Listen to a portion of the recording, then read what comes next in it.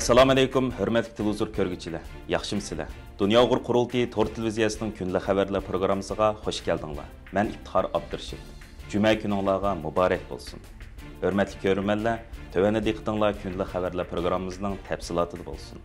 4-ayning 24-kuni Amerikada Kommunizm qurbonlarini xotirlash fondining Truman Reagan erkinlik medali Amerika Avam Palata a'zosi Chris Simsga berilgan. Bu medal uning hayoti bo'yicha kommunizmga qarshi va boshqa barliq zulmlarga qarshi izchil ilib borgan harakatlari va faoliyatlari uchun berilgan ekan. Murosimga Chris Simsning taklif bilan qatnashgan Dunyo Uyg'ur qurultiyi ijroiya komitetining raisi va Uyg'ur harakati tashkilotining boshlig'i Roshan Abbos xonim Chris Simsni tabriklagan va Uyg'urlarni har vaqt qo'llab kelganligiga rahmat aytgan. O'xshash kunda mazkur fondi tarafidan elib berilgan kommunizmning ziyonkashligiga uchirg'uvchilarni xotirlab gul chambari qo'yish murosimiga Dunyo Uyg'ur qurultiyining oliy maslahatchisi va Uyg'ur kishilik huquq qurilishining ijroiya direktori Umar Qanat apandim bilan qurultay ijroiya komitetining raisi va Uyg'ur harakati tashkilotining boshlig'i Roshan Abbos xonim qurultayga vakolatan gul chambari qo'ygan bo'lib, bu murosimda yana Amerika Uyg'ur jamiyatining raisi Alfidar Iltabir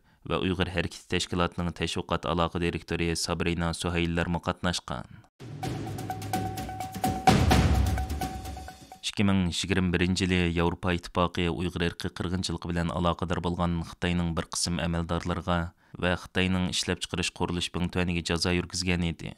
Orqadan Xitoy darhol o'chilish xarakterli tadbir qo'llanib, Yevropa parlamenti kishilik huquq komitetiga va Yevropa parlament a'zolaridan Rafael Glucksmann, Mikhail Galer, Reinhard Butikofer, Miriam Lexman va Ilhan Küçük qatorliqlarga va Mercato Xitoy tadqiqot instituti qatorliq 3 organga jazo yurgizgan edi. Janubiy Germaniya gazetining bildirishicha, Xitoy doiralari 7-oyda chaqirilgan Yevropa Xitoy o'rtasidagi suhbatdan ilgari mazkur jazolarni bekor qilmoqchi bo'lgan.